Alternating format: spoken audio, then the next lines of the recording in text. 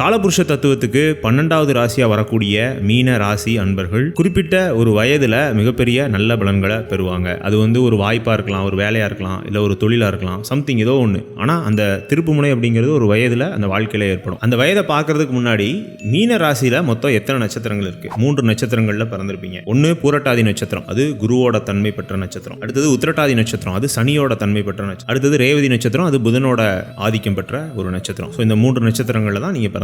இதுல முதல்ல பூரட்டாதி நட்சத்திரம். பூரட்டாதி ஒரே ஒரு பாதம் மட்டும்தான் இருக்கும். அப்போ குறைவான எண்ணிக்கையில தான் மீனராசியில புரட்டாதி நட்சத்திர நபர்கள் இருப்பாங்க. மீதி எல்லாமே உத்திரட்டாதியாவோ ரேவதியாவோ இருப்பாங்க. இந்த புரட்டாதி நட்சத்திரத்தோட குணங்கள் அதிகமா இருக்கும். இயல்பாவே இவங்க கொடுத்து வச்சவங்கன்னு சொல்லலாம். ஏன்னா குருவோட ராசியில பிறந்து குருவோட அம்சம், குருவோட ஆதிக்கம் பெற்ற நட்சத்திரத்திலையும் பிறந்திருப்பாங்க. இயல்பாவே யோகசாலிகள், சாமர்த்தியசாலிகள், அதிர்ஷ்டசாலிகள் அப்படின்னு நம்ம சொன்னா கூட ரியாலிட்டியில நிறைய பேரால யூஸ் பண்ணப்படுறது இந்த பூரட்டாதி நட்சத்திரத்துக்காரர்கள் தான். உத்திரட்டாதி சனியோட தன்மை, குருவோட அம்சம். அதாவது கஷ்டம் படுறோன்னு தெரியுது, அதுக்காக நம்மளோட நேர்மையை விட்டு கொடுக்க கூடாது. அதே சமயத்தில் இந்த உலக வாழ்க்கைக்கு சில தந்திரங்களையும் நம்ம பிரயோகப்படுத்தினாதான் வாழ முடியும். இந்த மாதிரியான ஒரு இருதலை கொல்லியான ஒரு சூழ்நிலையில வாழக்கூடிய ஒரு நட்சத்திரம் இந்த உத்திரட்டாதி நட்சத்திரத்துக்காரர்கள். ரொம்ப கடுமையான உழைப்பாளிகள், அதுக்கான ப்ராப்பர் ரெகக்னேஷன் கிடைக்காது. உங்களுக்கு கடுமையான இந்த சூழ்நிலை எப்ப மாறும்? ஒரு குறிப்பிட்ட வயதுல ஒரு மிகப்பெரிய மாற்றத்தை அடைவோம் அப்படின்னு சொன்னீங்க. அது எந்த வயது? கரெக்டா 25 வயது. 25 மற்றும் 36 இந்த ரெண்டுமே குறிப்பிடத்தகுந்த வயதுகள். ரேவதி நட்சத்திரம் புதனோட நட்சத்திரம்.